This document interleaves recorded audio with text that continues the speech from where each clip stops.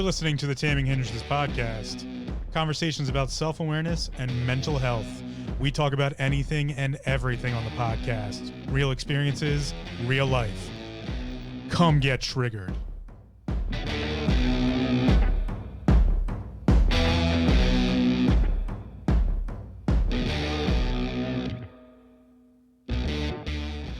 Welcome to another episode of the Taming Hindrances podcast. My name's Phil. I'm the host and creator of the podcast. And today's topic of discussion is depression, something that I say that I talk about on this podcast.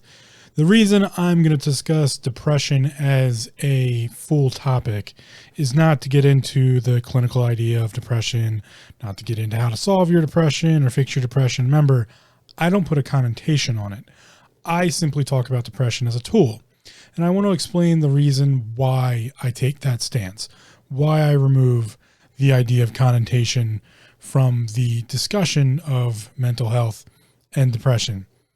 I do this not to give everyone hope and to, say like, oh, there's a way out. That's not my job here. It's never been my job. I'm not the one to do that for people. I'm not going to help you solve your mental states. I'm not going to help you, find happiness. That's really not my ultimate goal, to be honest. My ultimate goal is to teach you how to discuss these things, how to think about these things, and to really find that self-awareness piece, because to me, they go hand in hand. Anyone dealing with what's considered clinical depression, or what, psychology and the medical world call depression, needs to have the support structure of a better form of understanding, or the support structure of better ways in which to interact with what's going on with them. So that's really more of where my discussion comes in, where my viewpoints come in. So to get into them, I'd like to talk a little bit about how we define depression, right? So that's part of the situation that I kind of go against, is I'm not here to discuss the definition of medical depression. That has taken on a life of its own. And I'm not against it. I think, we need terminology and we need all that stuff as far as psychology goes, as far as medical, intervention goes and those types of things. That's all fine and well. The real issue is that we've coerced the definition of depression into a medical idea. And it never started that way. It never started as a medical idea. We've just done what we do with a lot of language, which is bring it into a modern field, and it takes on its own colloquialisms, and it just kind of builds a life of its own. Specifically when you use something like a word to describe an entire era. We have the 1930s, we call it in the US, we call that the Great Depression. That's, it's going to take on different connotations. It's going to take on different meaning for everyone. So we're going to back up to Merriam-Webster's dictionary like I usually do. Again, Merriam-Webster's, Oxford's, whatever dictionary you want to use. I choose to use Merriam-Webster's just because I like their layout, as I said before. So as far as Merriam-Webster's dictionary goes, the essential meaning up front, they state as, a feeling of sad. Okay, that's clinical to me. That's the psychology, that's the psychological evaluation pieces. What's really the word depression get into? Well, the full definition, if we sink a little deeper, has a couple different, I don't want to call them backup definitions, but a couple other definitions we can use here. One of those is a reduction in activity, amount, quality, or force. Okay, let's hold on to that one for a second, because if we step into biology, we get a lowering of physical or mental vitality or of functional activity. I like that. It's a little bit more defined, right? It's not just a feeling of sad, because we've all felt sad. Kids learn sadness very early on. Anytime something horrible in a kid's life happens, it's sad, right? And that horribleness, because of their perspective of, they only know their own little world at that point, can simply be dropping their candy on the floor. That's a sad moment. The candy or ice cream. oh, we dropped the ice cream on the floor. Can't eat the ice cream. Everything is horrible. Life is over. That's a perspective of sad. So I like that definition on the biology side of the full definition of depression a little bit better because it gives us a little bit more definition. And again, it's a lowering of physical or mental vitality or of functional activity. In a mechanical standpoint, it's literally a pressing down. That's the definition of mechanical depression. We depress, we press down. And in a mechanical sense, or in a measurement sense, it's a reduction in activity, amount, quality, or force. Why does that matter? Well, that matters because when we look at the origin of depression, we can get into, where we started seeing the word. It has some French roots and some Latin roots. And specifically, when we see the use of depression when it comes to a mental state, we see it come along with the word melancholy. And when we get into that route of, okay, this is where depression is, and it comes from this idea of melancholy, they're usually used together. That gives us a little bit more of it's a little bit more of a non-psychological evaluation as a whole term. It gives us more of a subjective versus objective area of viewpoint. So again, back to Merriam-Webster's dictionary, we get the melancholy, and it's old-fashioned for sad mood or feeling. That's kind of what, just saying that, I feel kind of melancholy. I'm just kind of meh. We've kind of turned melancholy into meh. That's the meme we use for it nowadays. Just that. How do you feel? I feel kind of meh.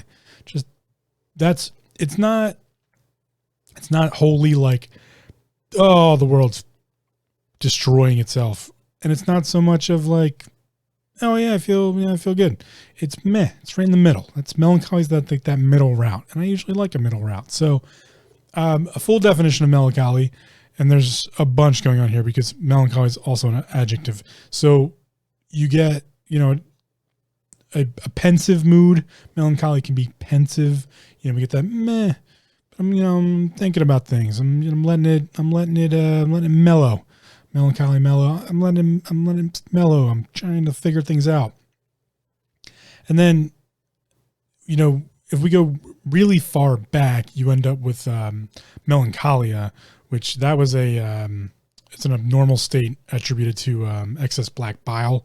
So we get into there's where we get that mixing of melancholy was just a descriptive idea of a mood, kind of meh, but it also went along with other things and other root of words that had function in medicine.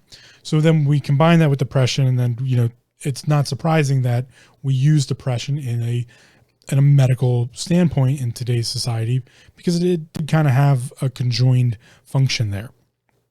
So where does that really take us? Well, it takes us into what we need to understand for the full definition of psychological depression or clinical depression, which is we call it major depressive disorder. So it's not just depression. Depression is kind of its hip term, if you want to call it. It's the shortened version, but it's major depressive disorder. So it's a full disorder, and that's all measurable. And there can be, as I've talked about before, chemical imbalances can go into that. Just natural feeling can go into that.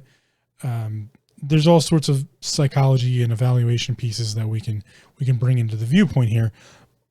But the reality is that depression as a word became clinical. It didn't start clinical. It didn't start as a medical idea. It had multiple meanings. We just have now taken it into that light. Again, we've added connotation. Well, I don't like adding connotation to things, so we're going to take it out for today, and we're going to leave it as a differentiation point. And here's what I mean by that. It is my personal opinion that almost all philosophy of every age, culture, everywhere, philosophy in and of itself is the basis of studying depression or mental health, specifically self-awareness. I like to say that the journey of philosophy is learning what you're not, forgetting all of it, and then learning what you are. It's this process of learning all of these things about what you aren't, forgetting all that, and then really learning who you are. It's this process that we can look at philosophy as almost a tool, but really like a true philosopher typically learns a bunch about stuff, forgets all of it, and then incorporates all of it into their mental state, into who they are or their identity. As I've spoken about in the, other episodes, we had kind of these culmination points in the first 14 episodes of the podcast that, we had a couple things culminate into reality, and then we had a couple things culminate into identity. And the reason that kind of comes together that way is specifically because in philosophy, that's what they studied. That's what antiquity, thought leaders were doing. I just break it down into my own methodology, which is we have reality and identity. Reality is the education, beliefs, language, relationships, emotions, mental health, and essentially, or mental states, all wrapped up into something called reality. I've talked about before with what's your education level? What are you educated on? How are you educated? What are your beliefs? Where'd they come from?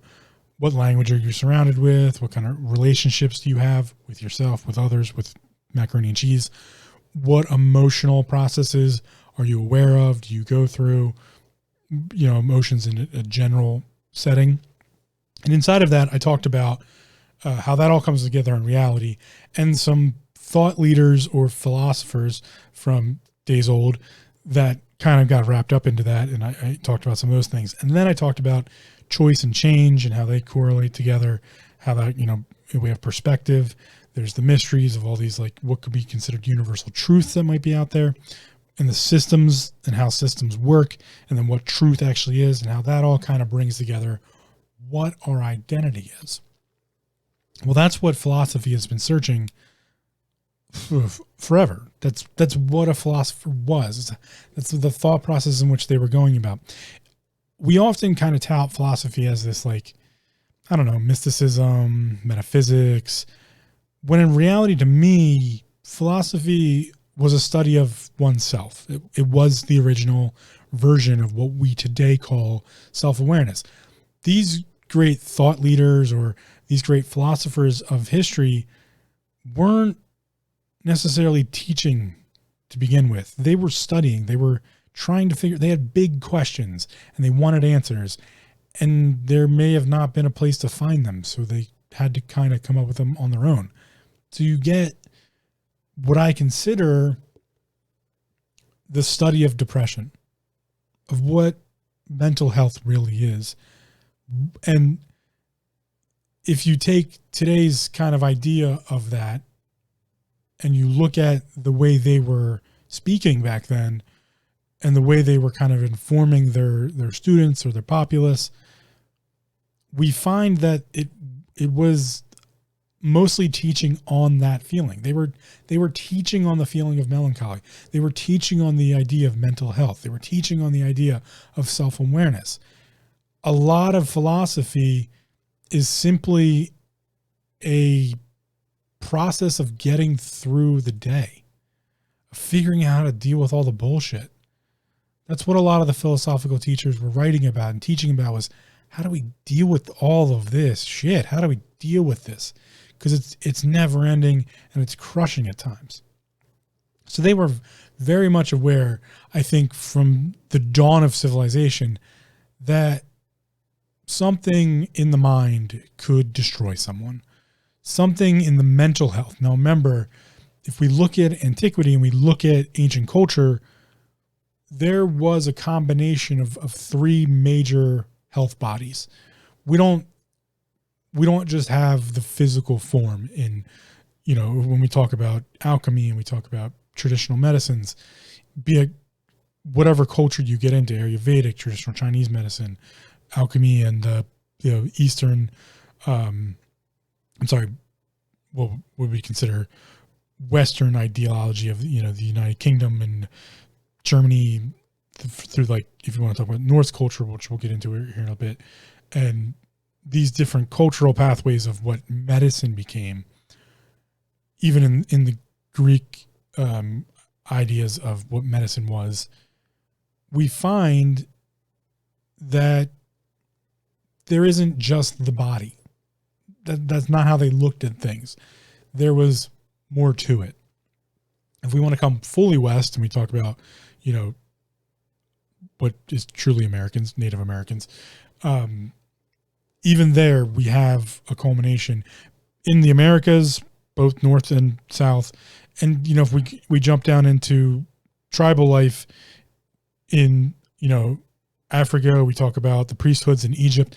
All of these different cultures, every ancient culture has a bigger representation to what health really is. And it's typically three pieces. So you get Archaius and Emmaus. And Archaius and Emmaus is, from an alchemical standpoint, the animation of Archaius, which is bigger than us. It's not the human system, and it's not just the mind or consciousness. That's kind of where philosophy's standpoint began. It began from the mind as the mental health. So the three bodies of all of these different cultural representations we have the human system, human body. Then we have the mental body, the mind, or what we later decipher as, what we call consciousness. And then there's the spiritual, or the other. It's been kind of described in many different forms, but it's this, the astral body, other. It's always it's a representation of something we can't really see, nor can we really fully interact with, but does fully have effect on us. Someone like Paracelsus von Hohenheim wrote extensively about, the other energy systems, if you will. And Paracelsus treated and did full medicine, like he did body medicine, but he also wrote about and described these other pieces. And he really gets into, and some other philosophers, and specifically those in medicine, write about how the mind, or the mind body consciousness, is the translation between those two bodies of health.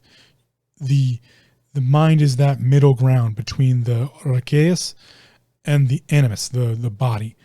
So that mental piece was really the most important piece to them, because it was the transition period. It was the translation. It talked about the interactions of the spiritual, or the energy, or the other, and the body, which to them wasn't ours. In Western medicine today, specifically, we always talk about our body, my body. That's not really how they used to look at it. It was always separate. You had a mind, or a mental health, that was yours. Your mind, your consciousness, that was yours. The body was just the animus. It was the animated thing that we got to control, but it was made up of a whole system that wasn't ours. It's full of bacteria and cells, and it's kind of more akin to a coral reef in some ways than it is our body. Yeah, we have power over it, but that's a dangerous game they used to talk about how just because you had power over something did not make you the possessor thereof, or to be careful of the idea of possession.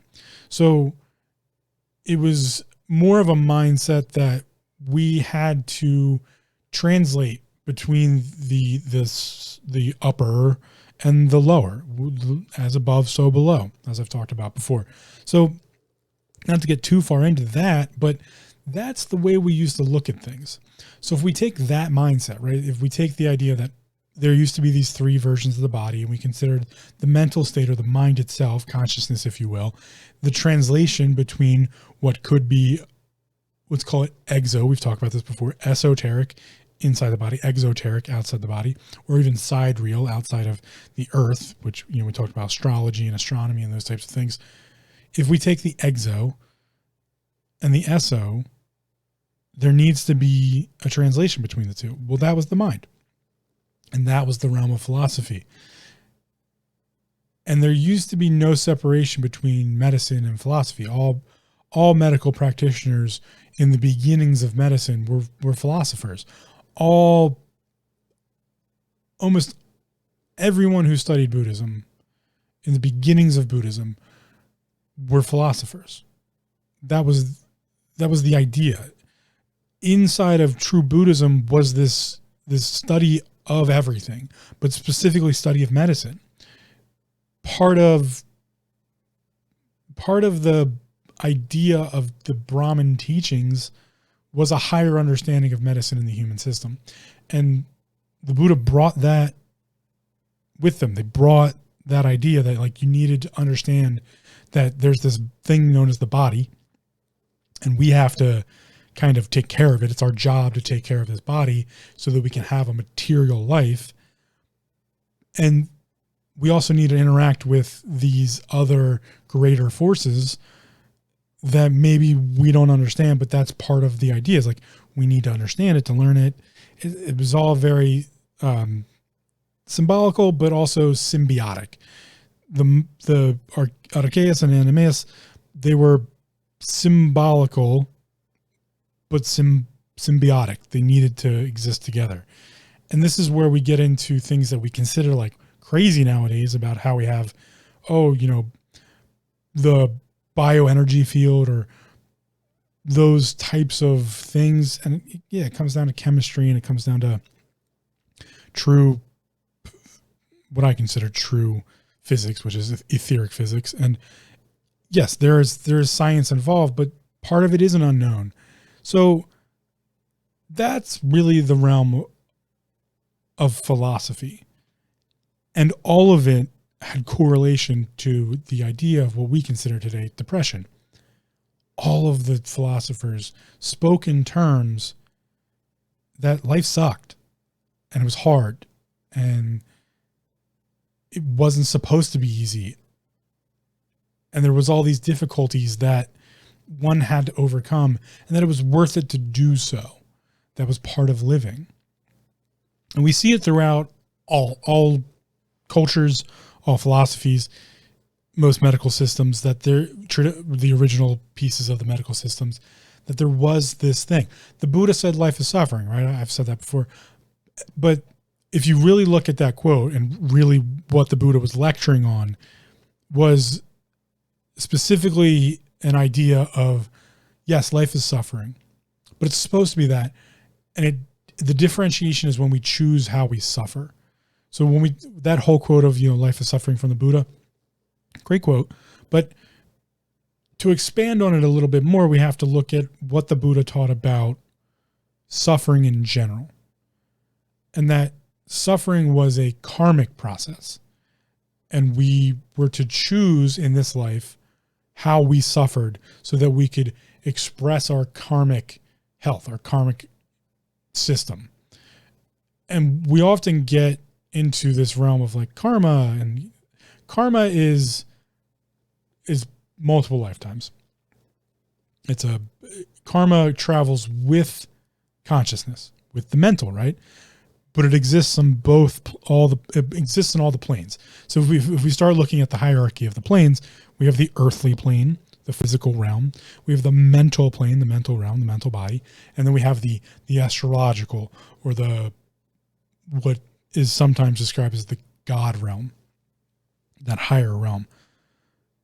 Those planes of existence is the interaction of karma. It's all of them throughout all time. It's never ending, continues forever. Then we have something which doesn't really get talked about a lot, which is dharma. And dharma is in this life. Dharma happens in this life. And we're supposed to choose our dharma. We're supposed to choose our karmic representation of suffering through dharmic realization in this life, so that we can become higher beings, or we can transcend, right? That's what the Buddha used to teach. And a lot of that comes from Hindu beliefs and how the Hindus teach things. And I am not the one to teach you all that, because I don't have all the great vocabulary of as much as I talk about vocabulary, I don't know all of it. I use some of it when I can learn it and understand it. I unfortunately don't read Sanskrit. I wish I did, but Alan Watts is fantastic for that. If I haven't said that, I think I've mentioned him before in the podcast. Alan Watts was a British philosopher who, or say British-born philosopher, because he kind of spent a lot of time in America, who took his time in Eastern societies and brought it to the West, specifically brought the idea of what Zen is, brought the idea of what Buddhism is, and taught it to a Western mind in a way a Western mind could incorporate it, which he's fantastic. Please go listen to lectures by Alan Watts. But so we have the Buddha teaching life is suffering, but on a grander scale, teaching that life's supposed to be suffering, and it becomes different when we choose how we suffer. That's the adage I always like to put on. Life may be suffering, but it's way different when you actually get to choose how you suffer. When I really didn't have a great home life, I chose to go suffer at work. Home is where the horror is, and work is where I'm going to do my suffering. I'm going to go fucking beat the shit out of my body, doing landscaping and working in the kitchen. Just work 16-hour days. Just go do it. Because home is where the suffering was. I didn't want to be home. Home was the horror. I didn't want to be a part of that. So I went elsewhere and suffered differently by working harder and kind of destroying my body in some ways. But that was the suffering. I got to choose it. It was my choice. So that's where things can differentiate. And then if we go a little deeper here, so we have, Buddha said that, awesome. But remember, there's more to it. Let's look at someone like Gandhi. Gandhi gets quoted a lot. And what I don't think a lot of people know about Gandhi is, as a teen, it's documented that Gandhi had a suicide. He was depressed. He was a depressed teen, and he had a suicide attempt. Obviously, didn't go through with it completely. It was an attempt, but he lived. And when he talked about that specific time period, I'm not quoting anything here, I'm just kind of giving you the anecdotal of it all. It's what fueled his real work into the independence for India from Britain, because that was Gandhi's life work, was to find a way to gain independence for India from Britain. That's what Gandhi was. That was his thought leader position. That was his position in the societal structure of India at the time, was to lead what he considered his people into independence from Britain. And a lot of the drive and motivation that he had to continue to do that, specifically in the nonviolent manner in which he did it, came from his, what would be considered major depressive disorder as a youth, and his suicide attempt, and then also in the way he treated his wife later on, that he understood that violence was not the correct answer. So Gandhi came from like what people would consider like, oh shit, like he wasn't super peaceful all the time, and like he was depressed, and massively depressed, attempted suicide, used to beat his wife, learned that wasn't the right way to live, learned that's not the right answer, spun at 180, and then tried to teach it. And if you look at a lot of Gandhi's quotes, that's really what he was getting after, was trying to empower the individuals to deal with a life that was shit under British rule. That they just, go study that whole time period yourself, but it was not a fun time in India under British rule. They were getting to the short end of the stick on many occasions. So, the British Empire they have a history. Go read about it. But that's what he was teaching about. So as much as we consider Gandhi a pretty profound philosopher of modern era, specifically in the 1940s, when he finally accomplished that, you can see I'm sorry, in the 1940s, I think 1947, don't quote me on that, when India finally got independence, you can see his mentality changes. He went from one side to the other side, and then he started creeping back. He started creeping back into what would be considered melancholy. He started losing the luster because he didn't like the way society was going. Even though he managed to lead his people into independence, he didn't, as a worldview, he saw that humans were essentially destructive by nature. And that's where some of his later speeches and quotes, you can start to see that that's really what he was airing towards, was you have to protect yourself from these things. You have to worry about your mental state. You have to, learn about yourself in order to get through this, because that's what he did. Gandhi learned about himself and strengthened himself. What's the famous quote? Be the change you want to see in the world. That's what he did. He was just talking about himself. He's like, I didn't like feeling this way. I didn't like taking it out on others. I'm going to act that way to elicit the change that I should see, which is nonviolent, non-compulsory, but, those types of things. That's so,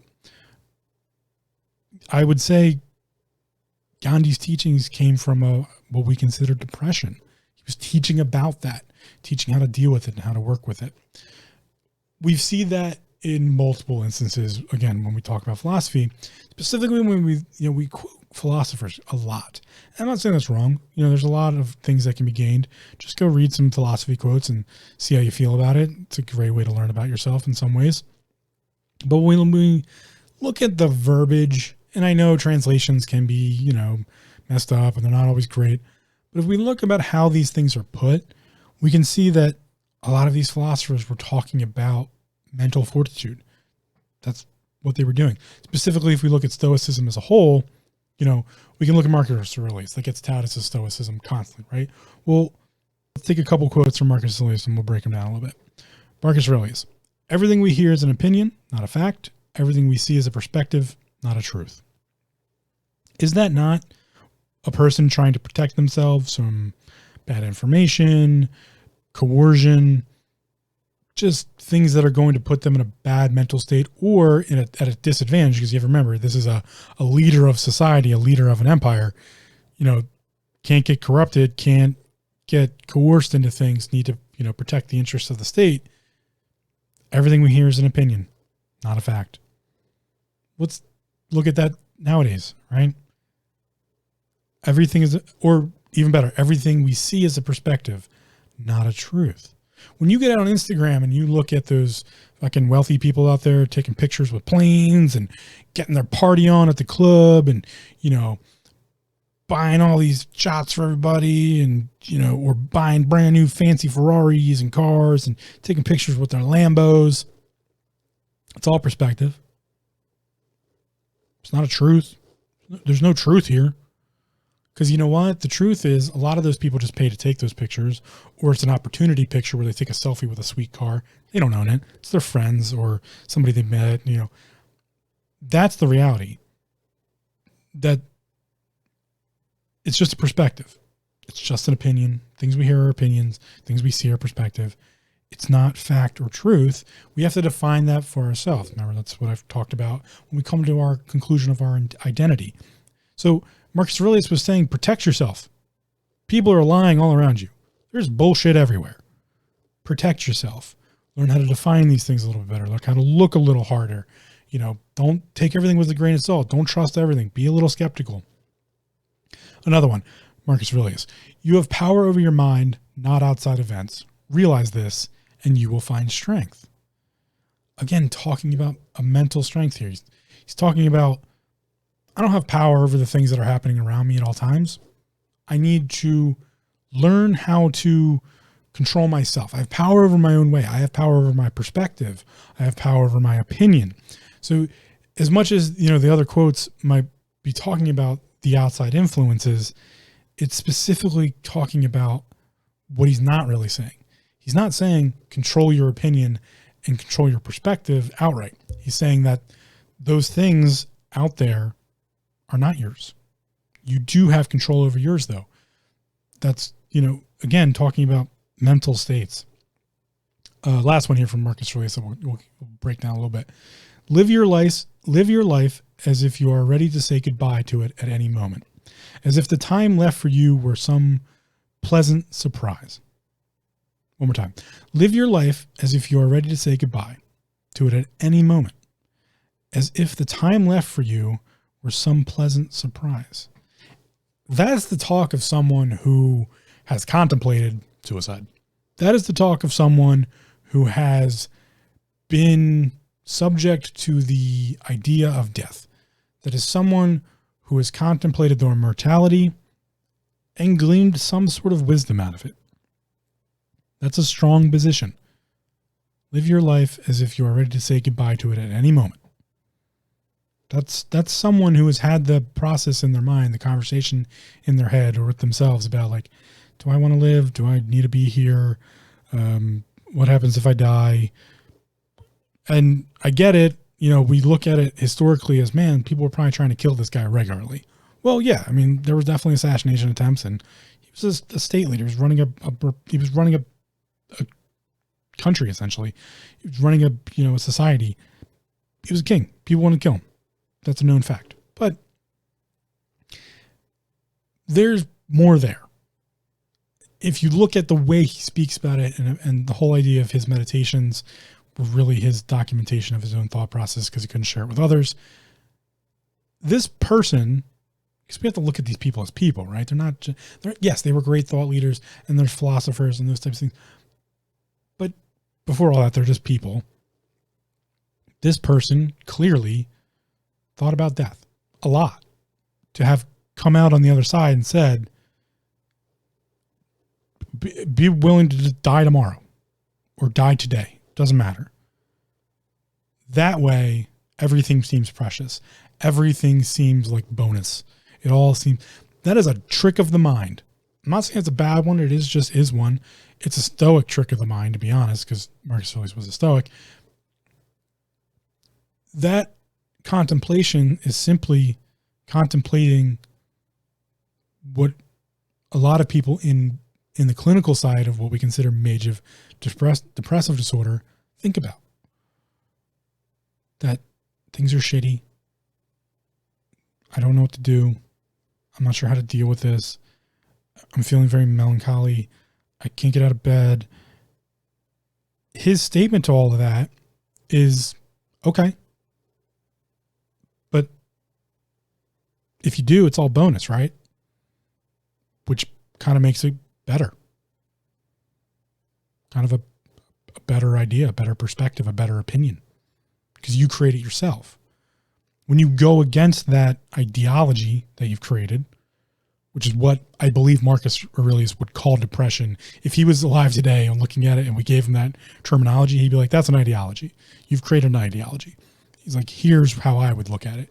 And it's all conjecture, but I think he would look at it from that stoic standpoint or from his own personal standpoint of, if you just go against that, you've already won. It's already bonus. Because it's fine if it all goes away. I'm completely okay with that idea. His idea on suicide, on it all ending right now, would be, that's fine. That can totally happen. But everything that happens after that point, after the decision of saying, death's fine, I'm totally okay with death, this could all just fucking end, don't care. Everything after that point is free bonus. It's all freedom. I think that's what he would define as mental faculty of freedom, would be, death is fine. I have no issue with it. Now it's all freedom. Now I get to have my own opinion. Now I get to have my own perspective. Now I get to create my own strength of mentality. I think that's how he would go about it. I might be wrong. Who knows? But let's look at another Stoic and use another quote here. Epictetus is, happiness and freedom begin with a clear understanding of one principle. Some things are within your control and some things are not. That's a Stoic being a Stoic. Again, though, someone who's contemplated the fucking horribleness that is humanity, because no, we're not amazing. I would argue we're not even that intelligent. We define our intelligence through our own definition. That's psychotic. We're all in a psychosis. That's a lot of what humanity defines as human and defines as intelligence is all created by us. We've created all the definitions. Remember how I talk about duality and how duality is two sides of the same coin? Well, the odd triality of humanity is that humans are human by definition of humanity. We created ourselves. We created our intelligence. We created our mentality. And by that definition, we're artificial intelligence. We have no discourse. We have no forum. We can't ask the dog. We can't ask the cat. We can't ask the lion. We can't ask the giraffe. We can't ask the turtle or the dolphin. We can't ask them, hey, do you think we're intelligent? Are we more intelligent than you? Like, are we smarter? We just assume that the reason we are more intelligent is because they come to us for food. Doesn't that make them way fucking smarter than we are? That they've learned to symbiotically live with us? Cats are genius. I would argue cats are maybe smarter than we are. Cats got us to be like, oh, you're so fluffy and cute. I want to love you and hold you and pet you and feed you every day. And you just get to sit on the couch. I'm just going to leave you here to roam about the abode, and I will feed you and I will take care of you. You don't have to do anything but look cute. I've also just defined all of Instagram for the most part, or a whole subset of Instagram, that you don't have to do shit as long as you just look cute. That's all you got to do. Just look cute. Let me touch you every once in a while. That's not a definition of intelligence. Okay, we're not more intelligent than that animal. They're probably more intelligent than us because we got them to believe that shit. They got us to believe that shit. Like that's so. Our definition of intelligence is it's psychotic. It's a psychosis that we all live in, that we've all defined, and that is the idea of the body health. That's body versus the mental health. Our mental health has all come down to this mix-up of translation. And here, we'll take it one step further.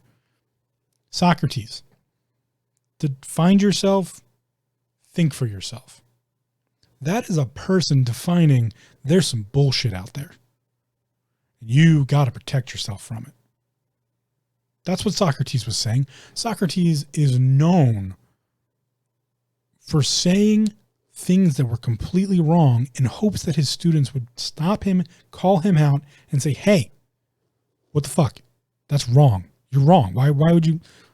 He made mistakes on purpose, specifically because he understands that there's the primes and balance comes from imbalance. Balance comes from that whole, I've talked about it before. The world of nature, Earth itself, universe, balances things using primes. It uses things that are asymmetrical. So, we get the Fibonacci sequence, all those things. That's how you look at it mathematically. But Socrates would use that in the methodology of, if he was giving a lecture, he would throw in something that was completely wrong in hopes that his students were paying attention. And they would be like, wait, that's wrong. Because remember, he gave lectures in the forum, and the forum was a place where anyone could stop anyone at any time while they were speaking and say, hey, whoa, defend your point. And then have a discord or have a forum interaction. So when Socrates says to find yourself, think for yourself, he's talking about self-awareness. And had been the entire time. So was Epictetus. So was Marcus Aurelius. So was Gandhi. So was the Buddha. And I'm going to go even farther. I'm going to say every form of conversation on thinking philosophy, religion, mathematics, anything was a conversation of self-awareness, of mental state, because that's the translation point.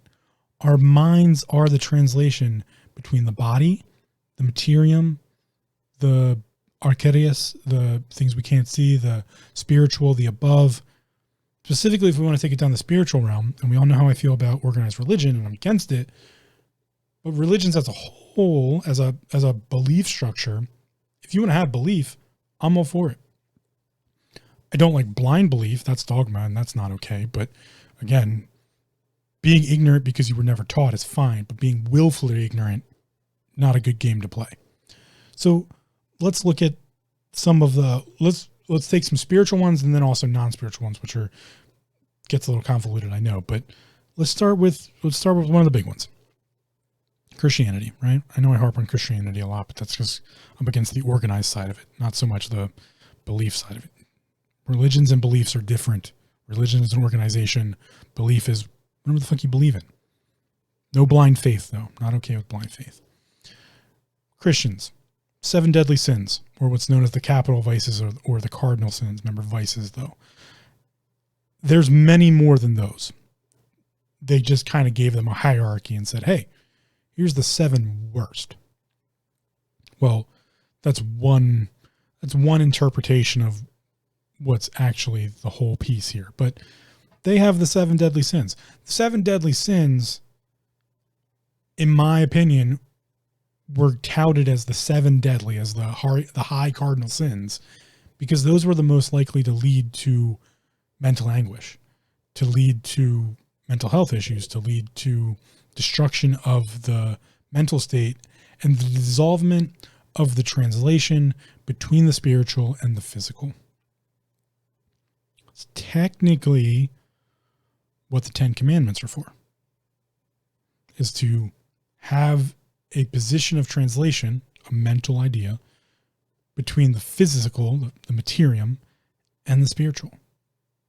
To have a spiritual body, to have a spiritual life, to be welcome in the arms and the house of God upon death, was to follow the 10 Commandments here in materium, so that you would have that symbiotic relationship of the purity of body health and purity of spiritual health through the inception of the mental health.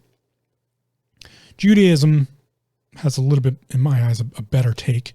They didn't give a hierarchy. In fact, there's 613 commandments that I know of. I might be wrong. I've not had teaching on this in a very long time, but any violation of that commandment is what was considered sin. And they never put connotation on like, oh, these sins are worse than those sins. It was just there was no seriousness to it. It was just, here's the commandments. As far as I remember, there's 613 of them. Don't fucking break them, because that will dishevel the mental and it will disconnect it. I don't remember the exact word, I apologize, but there's a specific idea in the Hebrew culture, and specifically in Judaic mysticism, that the breaking of the commandment is fine as long as it was natural and not willful. So if there's some like really specific commandments, I'm trying to remember one off the top of my head. I believe one of them was along the lines of like how not church, at the synagogue, how let's just call it a speech. I apologize that I'm not more well vocabularied on this, but when the rabbi were to be giving the sermon, I think, and I might be wrong with that word, I apologize again, but when the rabbi was speaking to the synagogue in whole, there was a specific manner in which things were, a specific way things were supposed to go.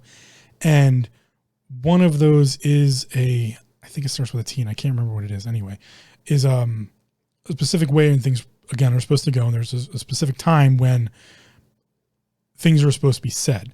And if the rabbi were to forget that was technically it was breaking the commandments.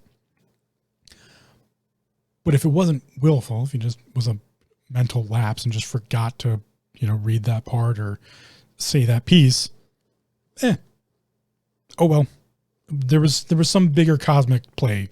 Maybe things needed to wrap up 2 minutes faster than they were going to because one of the members needed to leave at a certain time so that they would get past the drunk driver on the highway and they wouldn't get caught up in the accident.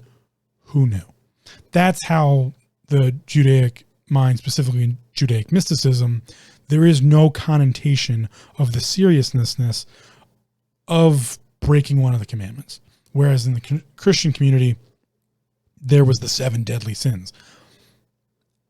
It's a combined, conjoined idea, though.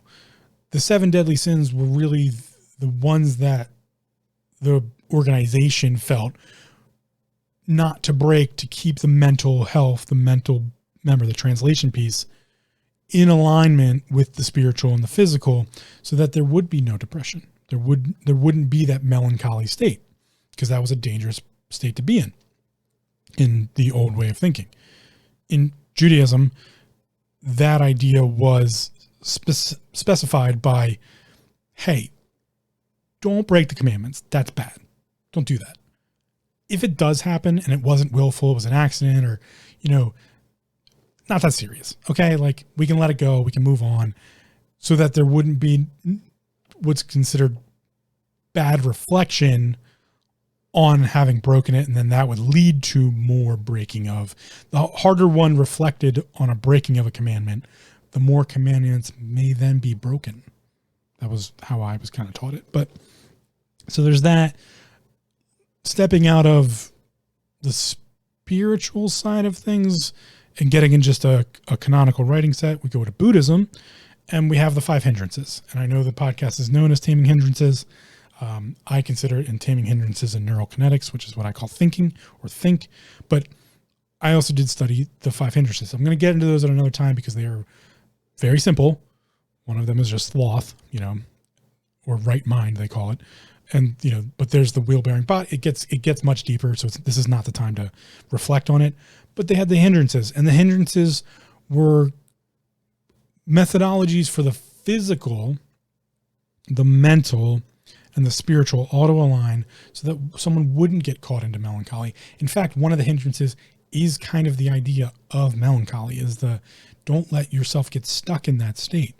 So they were teaching against they were teaching mental health based on a form of self-awareness. That's kind of it.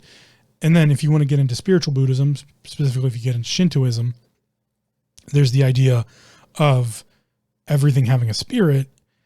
And that kind of matches up to the teachings of Paracelsus, and how Paracelsus always taught about like the sylphs and the undines, and how there was the archeas, the spiritual world, or the world we couldn't see, the higher energies forms, how they had an effect on us.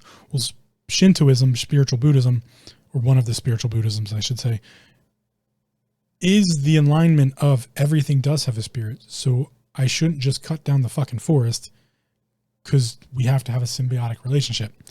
I shouldn't, forget about my elders and ancestors, even though they died, because their spirit may live on. And it's very complex, very complicated, but very beautiful in some ways.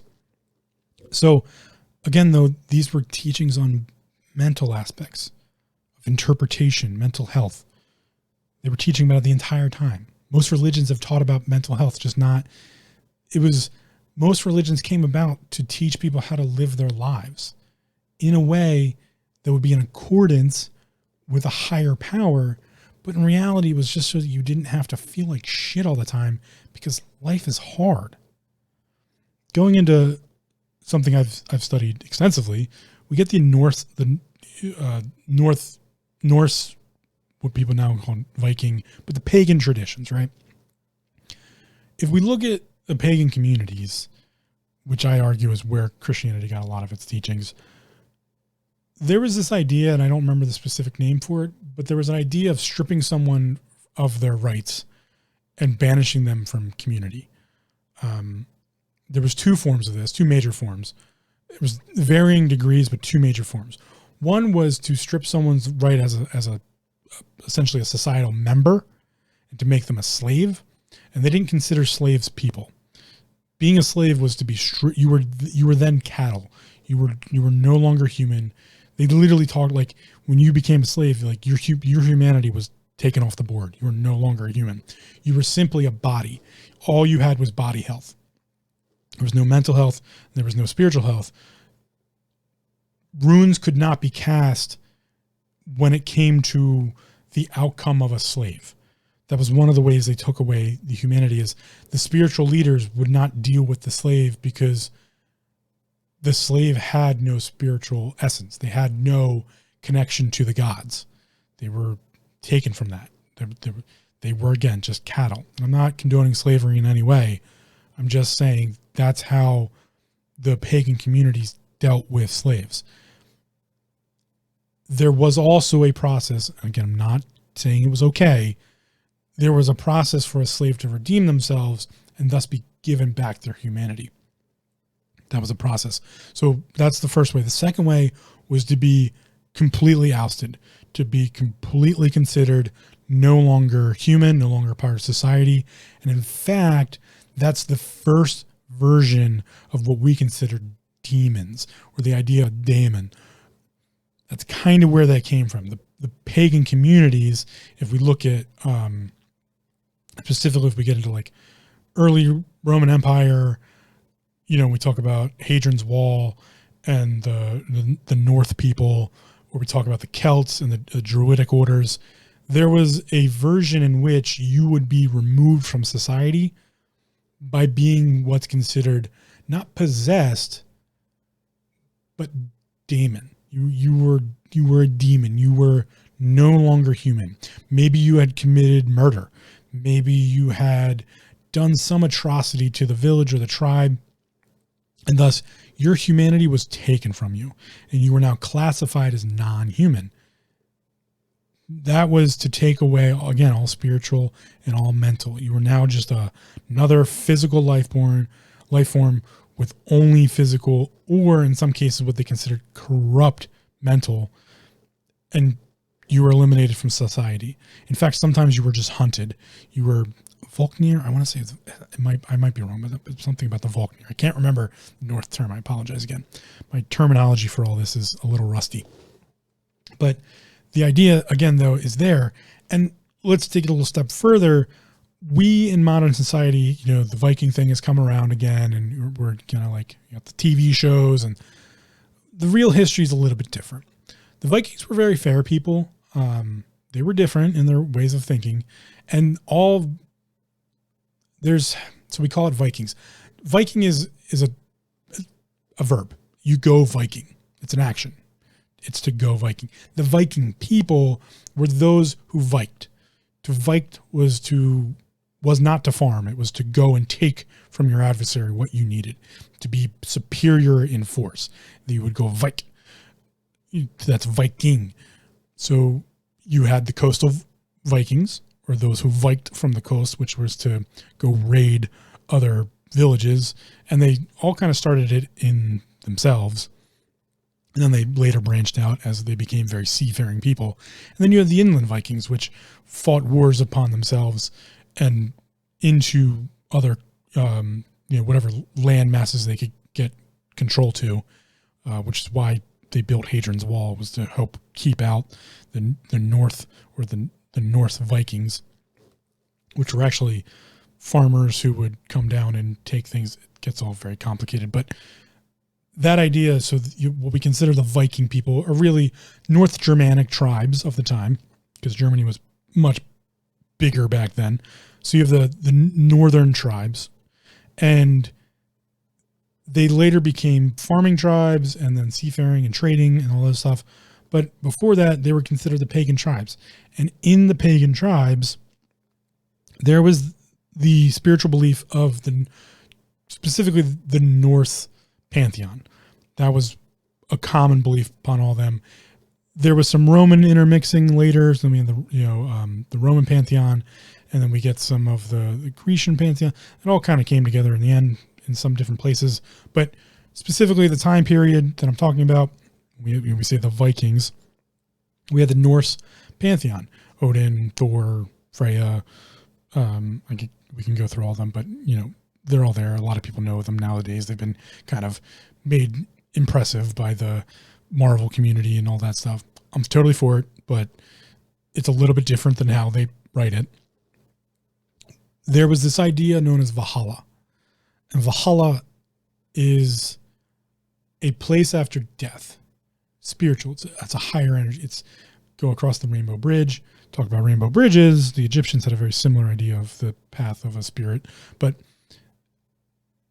we, in modern society, talk about how everyone who died in battle went to Valhalla.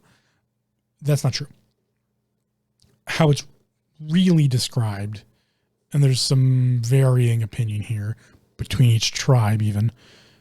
Valhalla was specific to, so we had Freyja would pick who she wanted specifically to be a part of the Valkyrie. And then Odin would kind of get the rest in the realm of Valhalla. And to go to Valhalla there's a few specific paths. Most of those were defined by being an amazing warrior on the battlefield and killing your adversaries and then dying during battle. That was one methodology. Later, there was a representation of being of great import or great support to the tribe, to the village, to the societal idea of the North people, the Proto-Germanic, if you will, specifically North Germanic, to be of great import to that. That could have been a major warrior on the battlefield, or it could have been in major defense of your community. You died protecting the Longhouse from an outside invader, but you killed that invader at the same time. Typically there was a fighting death involved, but not everyone got to go to Valhalla. That's pretty regularly, stated. Like, it's not for everybody. So the reason this is important is because the teachings were based on the idea that you could go to Valhalla. It was possible if you lived a certain life and lived a certain way and kept a certain mentality. Again, we're teaching about mentality. Most of the spiritual figures in Norse mythology, or most of the spiritual teachers of the pagan ways, I should just put it that way, the spiritual leaders of the pagans taught a lot about mental health, taught a lot about self-awareness. They taught about community, and they taught about right and wrong. Most of the children in a pagan community were taught not by their mother and the father. Obviously they had interactions with their mothers and fathers, but these are working people. These are people building community and out hunting and fishing and farming and trying to survive. So the children were typically left with either the grandparents, if they were still alive, which was very rare, and really what was considered the grandparent. It was a community-led thing, and that was typically a spiritual leader. And so that spiritual leader was tasked with teaching the youth. And one of the things they would teach the youth is right or wrong.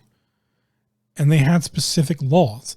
The pagan communities are some of the first universal law sets we find. We find that if you went from one pagan community to another pagan community, there was a set of laws, a set of rules that were absolute, that had to be followed. This is what we talk about when we talk about the Christian tenets, being a good Christian, or the Judaic commandments and the methodology to be an individual in society. Islam has the 5 pillars of Islam. These are ideas of community and society to uphold the idea of community and society. And they are taught to an individual in an individual manner, specifically how their mind works, self-awareness, and being of a mental state. That's what all of this comes from. So when I talk about depression and I talk about that, not from a clinical standpoint, from a taking the connotation away, It's because that's what we did. That was what we taught in philosophy and spiritual leaders, the spiritual community heads, from pagan to Christian to Judaic to Islam to spiritual Buddhism, Hinduism. The Japanese taught about seppuku, honorable suicide in, their culture. We've not shied away from these conversations ever until modern society made it not okay. And the reason we made it not okay is because it became clinical. It became a part of health. And when things become a part of health in this modern society, it becomes in the realm of insurance. And when insurance is involved, law is involved. And when law is involved, there's lawsuits. And it becomes very, very opinionated, very dangerous, because you can be sued, which is why I have to put the disclosure on, and I have in the past, and I will do it at the very end here. I should have done it in the beginning. I'm not a doctor. I cannot diagnose or prescribe. I'm not a psychologist. I'm not a professional. I'm not even an authority. I'm just an idiot. Take this all with a grain of salt and do your own research. But the reality is, to me, the truth is to me, that the idea of depression is modern. The idea of mental health and self-awareness is ancient. And we've been teaching it from the very beginning. Unfortunately, we've most recently lost our way. We don't give someone the faculties to deal with their mental states. That used to be a part of growing up, used to be a part of early childhood development, was to sit with a spiritual leader and learn how to interact with society, how to be a proper member of society, but at the same time, how to protect oneself. And it never stopped.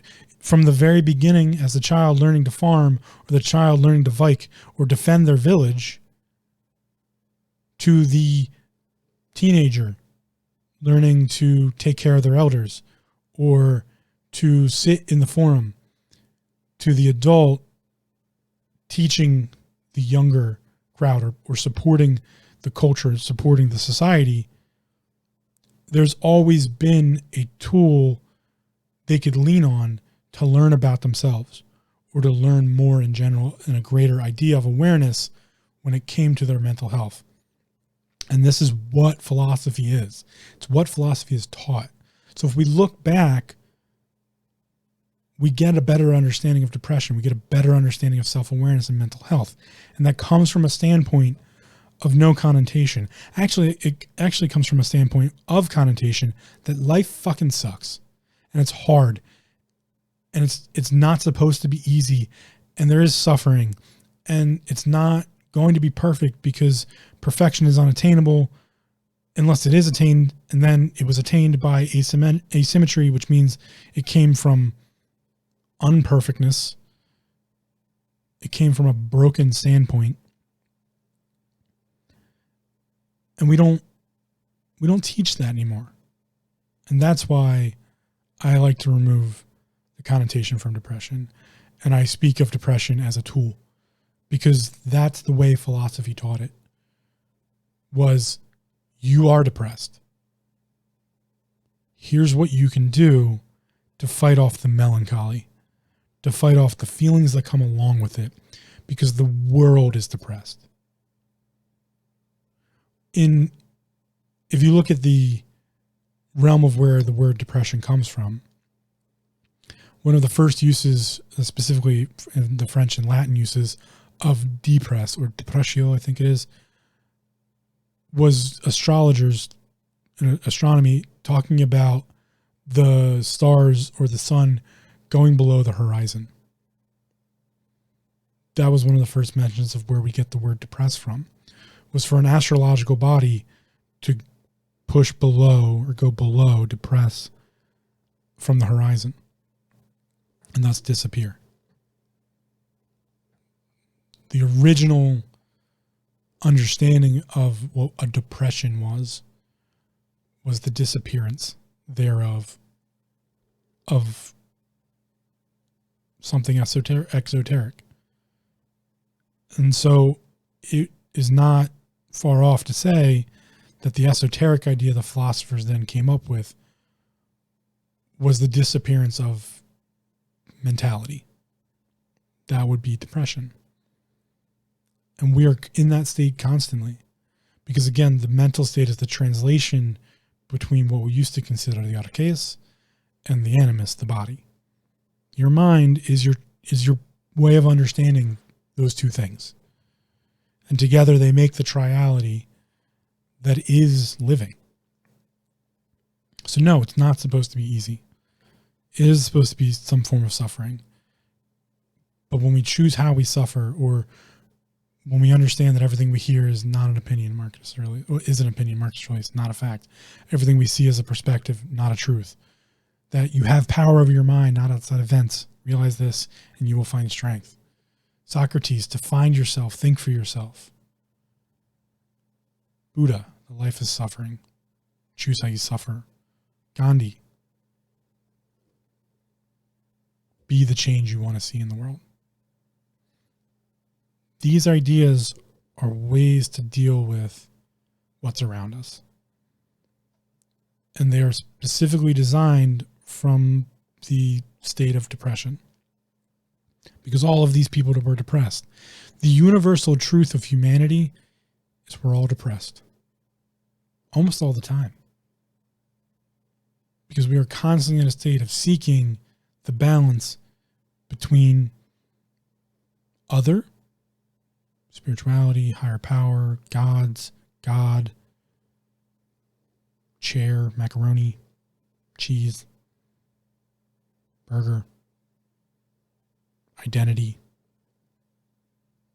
and the animus, the body, the health state. So when one of those things is out of balance, it all comes down to the mind. It's all translated in the mind. When we're dealing with constant pain from an injury, or a genetical thing we don't have control over yet or don't quite understand, it affects the mind.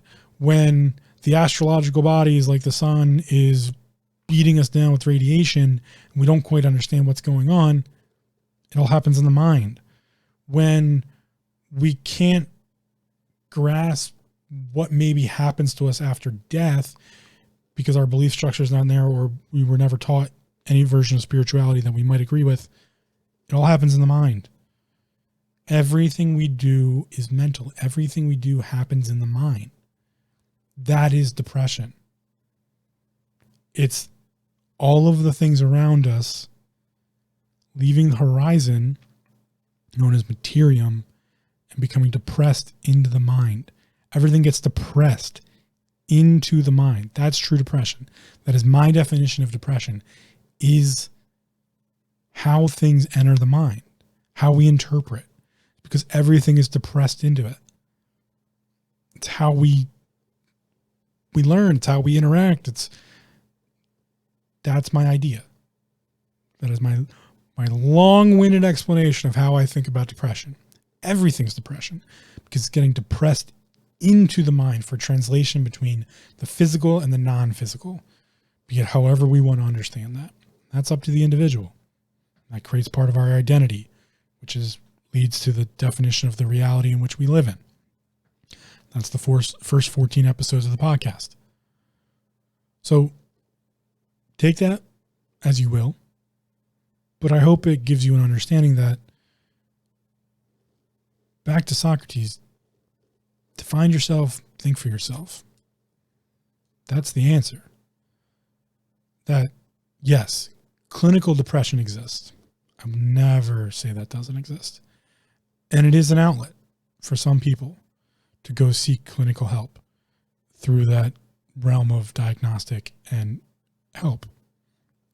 Medication, counseling, whatever it might be. That being said, everyone's depressed. Everyone lives in depression. And it's up to you to understand your depression and then use it, because it is how you interact with everything around you. The world depresses itself upon us, is translated through the mental faculties of self consciousness, whatever you want to call it. And it incorporates everything from the world we don't see, call it spiritual or other, whatever you want to name it, and the physical or the materium, as I call it. All goes through the mind. And once you understand that, you can start defining everything else around you. You can look at how you feel, not why you feel or what you feel, just how. How do I feel? Not right now, not at this very moment. Am I feeling melancholy? That doesn't matter. How do I feel? How does my mind interpret all of these different senses of touch and smell? And this is what the Buddhism gets into with the 5 hindrances. But, again, sense of touch and smell and sight, all these senses that I have, or do I have? The body has. All the senses this body has that I get to interpret. I get to see them. If I told you at birth, growing up, that cold, things that are lower in temperature, is actually hot, and things higher in temperature, hot, is actually cold, that would be your interpretation. It's just words. We just deal in words, which is why I say that we're just artificial intelligence. We've just defined ourselves by ourselves. And in some ways, we lack an understanding of the medium in which we do definition. Remember, everything's dual. Duality found in triality. 2 sides of the same coin, but it is a coin. And that coin is the measurement structure. And we like to fiddle with that as humans. Humanity is in and of itself, defined by itself, for representation of itself. That is how we know there is self. And I find that to be the defining point of what depression is. It's all definition. And when we learn that we can control how things become defined by our understanding of their definitions, we are then fully in control of depression. So I'll leave you with that. Do of it with what you will. Go back and look at some philosophy. All philosophers were depressed. All spiritual leaders have been depressed. It's all depression. It's just a definition. It's just a way of understanding. So define your depression. Define your definition. Take care. Thanks for listening. Come check us out at taminghindrances.com for show notes, links, resources, and more. Also, don't forget to subscribe to the show via iTunes, Stitcher, RSS, or your preferred platform. If you leave us a spiffy review, we might just mention it on the show. Now go be awesome, and just remember to breathe.